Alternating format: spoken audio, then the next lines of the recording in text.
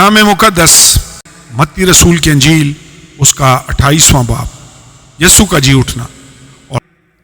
اور سبت کے بعد ہفتہ کے پہلے دن پو پھٹتے وقت مریم مگدلینی اور دوسری مریم قبر کو دیکھنے آئیں، اور دیکھو ایک بڑا بونچال آیا، کیونکہ خداوند کا فرشتہ آسمان سے اترا اور پاس آ کر پتھر کو لڑکا دیا اور اس پر بیٹھ گیا۔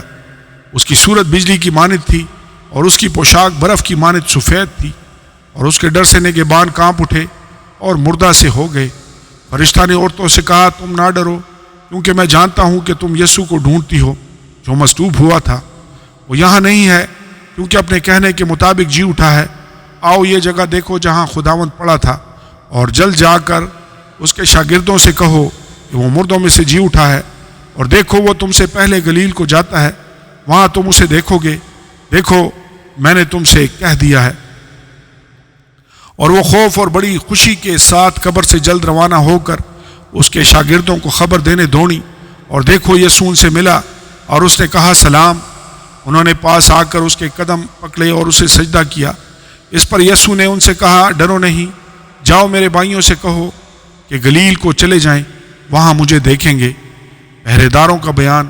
جب وہ جا رہی تھی تو دیکھو پہرے والوں میں سے بعض نے شہر میں آ کر تمام ماجرا سردار کاہنوں سے بیان کیا، اور انہوں نے بزرگوں کے ساتھ جمع ہو کر مشورہ کیا کہ سپاہیوں کو بہت سا روپیہ دے کر کہا، یہ کہہ دینا کہ رات کو جب ہم سو رہے تھے اس کے شاگرد آ کر اسے چرا لے گئے، اور اگر یہ بات حاکم کے کان تک پہنچی تو ہم اسے سمجھا کر تم کو خطرہ سے بچا لیں گے۔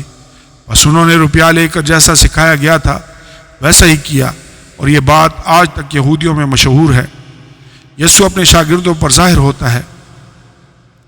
اور 11 شاگرد گلیل کے اس پہاڑ پر گئے جو یسوع نے ان کے لیے مقرر کیا تھا، اور انہوں نے اسے دیکھ کر سجدہ کیا، مگر بعض نے شک کیا۔